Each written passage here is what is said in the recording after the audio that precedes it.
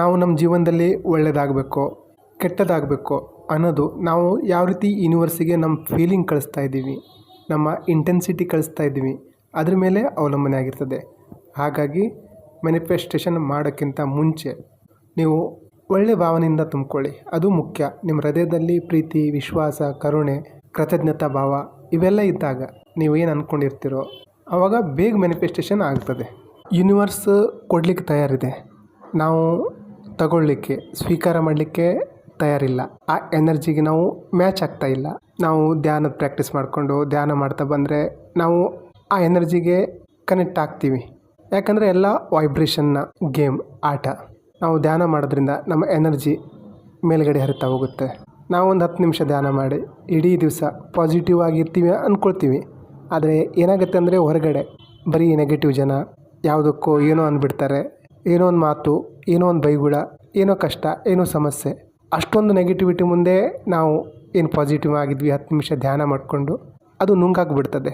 ಹೇಗೆ ನಾವು ಈ ನೆಗೆಟಿವಿಟಿಯಿಂದ ತಪ್ಪಿಸ್ಕೊಂಡು ಹೈ ವೈಬ್ರೇಷನಲ್ಲಿರೋದು, ಹೈ ವೈಬ್ರೇಷನಲ್ಲಿ ಇದ್ದು ಯೂನಿವರ್ಸಿಗೆ ಕನೆಕ್ಟ್ ಆಗಿ ನಮಗೇನು ಬೇಕು ಅದನ್ನು ಮ್ಯಾನಿಫೆಸ್ಟೇಷನ್ ಮಾಡೋದು. ಇದಕ್ಕೆ ನಾವು ಒಂದು ತಂತ್ರನ ಪ್ರಯೋಗ ಮಾಡಬೇಕಾಗುತ್ತದೆ. ಆ ತಂತ್ರ ಏನಂದರೆ, ನೀವು ನಿಮ್ಮ ಮನೆಯಲ್ಲಿ, ಆಫೀಸಲ್ಲಿ, ಕೆಲಸ ಮಾಡೋ ಜಾಗದಲ್ಲಿ, ಬಾತ್ರೂಮಲ್ಲಿ, ಮಲಗೋ ಜಾಗದಲ್ಲಿ, ಕಿಚನ್ ರೂಮಲ್ಲಿ ಒಂದು ಸಣ್ಣ ಪೇಪರ್ ತಗೊಂಡು ಅದ್ರ ಮೇಲೆ ಈ ತಂತ್ರನ, ಅಂದರೆ ಆ್ಯಸ್ ಇಫ್, ಇಷ್ಟೊಂದು ಬರೆಯೋ ಅವಶ್ಯಕತೆ ಇಲ್ಲ, AI ಮುಂದೆ ನಿಮ್ಮ ಹೆಸರಿನ ಮೊದಲನೇ ಅಕ್ಷರ ಎಸ್. ನಿಮ್ಮ ಹೆಸರು ಏನಿರ್ಬೋದು. ಈಗ ನನ್ನ ಹೆಸರು ಎಸ್ದಿಂದ ಸ್ಟಾರ್ಟ್ ಆಗುತ್ತೆ. ನಾನು AIS ಇದನ್ನು ಬರೆದುಬಿಟ್ಟು ಅಂಟಿಸಿರ್ತೀನಿ. ಯಾಕಂದರೆ ನನ್ನ ವೈಬ್ರೇಷನ್ ಹೈ ಇರಬೇಕು. ಸೊ ಯೂನಿವರ್ಸಲ್ಲಿ ಏನು ಹೈ ವೈಬ್ರೇಷನ್ ಇದೆ ಅದರ ಸಂಪರ್ಕದಲ್ಲಿ ಇರಬೇಕು ನಾನು. ಹಾಗಾಗಿ ಯಾಕೆ ಈ ಚೀಟಿನ ಅಂಟಿಸ್ಬೇಕು ಗೊತ್ತಾ? ಈಗ ನಾವು ಬೆಳಿಗ್ಗೆ ಎದ್ದಾಗ ಬ್ರಷ್ ಮಾಡಲಿಕ್ಕೆ ಹೋದರೆ ಸುಮ್ಮನೆ ಬ್ರಷ್ ಮಾಡಲ್ಲ. ಬೆಳಿಗ್ಗೆನೇ ಏನೆಲ್ಲ ನೆಗೆಟಿವ್ ಯೋಚನೆಗಳು ತುಂಬ್ಕೋಬೇಕು, ಯೋಚನೆ ಮಾಡಬೇಕು, ಅದೆಲ್ಲ ಮಾಡ್ತಾಯಿರ್ತೀವಿ.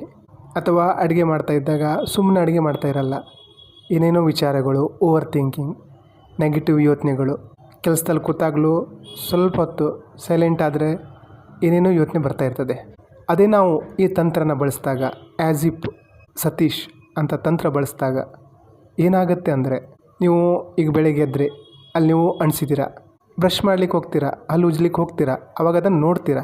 ನಿಮ್ಗೇನು ಫೀಲ್ ಬರುತ್ತೆ ಅಂದರೆ, ಒಂದು ವೇಳೆ ಆ್ಯಸ್ ಇಫ್ ಅಂದರೆ, ಒಂದು ವೇಳೆ ನನ್ನ ಗುರಿ, ನನ್ನ ಕನಸು ಏನಿದೆ ಅದು ಈಡೇರಿದ್ರೆ ಯಾವ ಫೀಲ್ ಬರುತ್ತೆ, ನಾನು ಎಷ್ಟು ಖುಷಿಯಾಗಿ ಹಲ್ಲು ಉಜ್ತಾ ಇರ್ತೀನಿ, ಎಷ್ಟು ಧನ್ಯತಾ ಭಾವ ಇರ್ತದೆ. ಆ ರೀತಿ ನೀವು ವಿಜುವಲೈಸೇಷನ್ ಮಾಡಲಿಕ್ಕೆ ಸ್ಟಾರ್ಟ್ ಮಾಡ್ತೀರಾ. ಆಫೀಸಲ್ಲಿ ಕೂತಾಗಲೂ ಅದನ್ನು ನೋಡಿದಾಗ ನಿಮಗೆ ಒಳಗಡೆಯಿಂದ ಖುಷಿ ಆಗುತ್ತೆ. ನನ್ನ ಹತ್ರ ದುಡ್ಡು ಬಂತು, ನಾನೇನು ಮ್ಯಾನಿಫೆಸ್ಟೇಷನ್ ಮಾಡ್ತಾ ಇದ್ನೋ ಆ ದುಡ್ಡು ಬಂತು, ಬಂದರೆ ನಾನು ಏನೇನು ಮಾಡ್ತೀನಿ, ಎಷ್ಟು ಚೆನ್ನಾಗಿ ಎಷ್ಟು ಖುಷಿಯಿಂದ ಈ ಕೆಲಸ ಮಾಡ್ತಾ ಇರ್ತೀನಿ. ಅದೇ ನೀವು ಅಡುಗೆ ಮಾಡ್ತಾಯಿದ್ದೀರಾ, ಆ್ಯಸ್ ಇಫ್ ಇದನ್ನು ನೋಡ್ತೀರಾ, ಚೀಟಿನ ನೋಡ್ತೀರಾ. ಒಂದು ವೇಳೆ ನಾನು ಅಂದ್ಕೊಂಡಿದ್ದ ಕೆಲಸ ಆಗಿಬಿಟ್ರೆ ನಾನು ಎಷ್ಟು ಖುಷಿಯಾಗಿ, ಎಷ್ಟು ಧನ್ಯತಾ ಭಾವದಿಂದ, ಕೃತಜ್ಞತೆಯಿಂದ ಅಡುಗೆ ಮಾಡ್ತಾಯಿರ್ತೀನಿ, ನನ್ನ ಮಕ್ಕಳಿಗೆ ಬಡಿಸ್ತಾ ಇರ್ತೀನಿ. ಈ ಫೀಲ್ ಬರುತ್ತೆ. ಅಂದರೆ ನೀವು ನಿಮ್ಮ ಮೈಂಡಿಗೆ ಕಮಾಂಡ್ ಕೊಡ್ತಾಯಿದ್ದೀರಾ, ನನ್ನ ಕೆಲಸ ಆಯಿತು ಅಂದರೆ ನಾನು ಯಾವ ರೀತಿ ಇರ್ತೀನಿ, ಎಷ್ಟು ಖುಷಿಯಾಗಿರ್ತೀನಿ, ಎಷ್ಟು ಕೃತಜ್ಞತಾ ಭಾವದಿಂದ ಇರ್ತೀನಿ, ಧನ್ಯತಾ ಭಾವದಿಂದ ಇರ್ತೀನಿ. ನೀವು ಖುಷಿಯಾಗಿದ್ದಾಗಲೇ, ಧನ್ಯತಾ ಭಾವದಿಂದ ಇದ್ದಾಗಲೇ ನಿಮ್ಮ ಕಡೆ ಒಳ್ಳೊಳ್ಳೆಯದು ಆಕರ್ಷಣೆ ಆಗುತ್ತೆ. ಒಳ್ಳೊಳ್ಳೆಯ ವಿಚಾರಗಳು ಆಕರ್ಷಣೆ ಆಗುತ್ತದೆ, ನೀವು ಆಕರ್ಷಿಸ್ತೀರ. ಈಗ ನೋಡಿ, ನಿಮ್ಮ ಮನಸ್ಸಲ್ಲಿ ಒಂದೇನೋ ಆಸೆ ಇದೆ, ಆಸೆ ಇನ್ನೂ ಈಡೇರಿಲ್ಲ. ಈಗ ಒಂದು ವೇಳೆ ಆ್ಯಸ್ ಇಫ್ ಒಂದು ವೇಳೆ ನಿಮ್ಮ ಆ ಆಸೆ ಈಡೇರ್ತು ಅಂದರೆ ನೀವು ದೇವರಿಗೆ ಎಷ್ಟು ಕೃತಜ್ಞತೆ ಸಲ್ಲಿಸ್ತೀರ, ಎಷ್ಟು ಖುಷಿಯಾಗಿರ್ತೀರ, ನೀವು ಮಾಡ್ತಾ ಇರೋ ಕೆಲಸನ ಎಷ್ಟು ಆನಂದವಾಗಿ ರಿಲ್ಯಾಕ್ಸ್ ಆಗಿ ಮಾಡ್ತೀರ. ಆ ಫೀಲ್ನ ಜನ್ರೇಟ್ ಮಾಡ್ತಾ ಬನ್ನಿ. ಇದು ನಿಮಗೆ ಎಲ್ಲೆಲ್ಲಿ ಕಾಣುತ್ತೋ, ನೀವು ಎಲ್ಲೆಲ್ಲಿ ಓಡಾಡ್ತೀರೋ ಜಾಸ್ತಿ, ಅಲ್ಲೆಲ್ಲ ಅಂಟಿಸ್ಕೊಂಡ್ಬನ್ನಿ. ಸ್ವಲ್ಪ ದಿವಸದಲ್ಲೇ ನಿಮಗೆ ಇದರ ರಿಸಲ್ಟ್, ಪರಿಣಾಮ ಸಿಗಲಿಕ್ಕೆ ಸ್ಟಾರ್ಟ್ ಆಗುತ್ತದೆ. ಈ ಟೆಕ್ನಿಕ್ಕು ನಿಮ್ಮ ಎನರ್ಜಿನ ಯಾವಾಗಲೂ ಹಾಯಾಗಿ ಇಡ್ತದೆ. ಹೈ ವೈಬ್ರೇಷನ್ ಇದ್ದಾಗಲೇ ನೀವು ಯೂನಿವರ್ಸ್ ಜೊತೆ ಕನೆಕ್ಟ್ ಆಗ್ತೀರಾ. ಈ ರೀತಿ ನೀವು ಪದೇ ಪದೇ ಮಾಡ್ತಾ ಬಂದಾಗ ನಿಮ್ಮ ನರನಾಡಿಗಳಲ್ಲಿ ಹೈ ವೈಬ್ರೇಷನ್ ಕ್ರಿಯೇಟ್ ಆಗ್ತದೆ. ಮತ್ತು ನಾವು ಏನಾದರೂ ಮ್ಯಾನಿಫೆಸ್ಟ್ ಮಾಡಬೇಕಂದ್ರೆ, ಏನಾದರೂ ಪಡಿಬೇಕು ಅಂದರೆ ನಾವು ನಮ್ಮ ಎನರ್ಜಿನ ಹೈ ಇಟ್ಕೊಳ್ಬೇಕಾಗ್ತದೆ.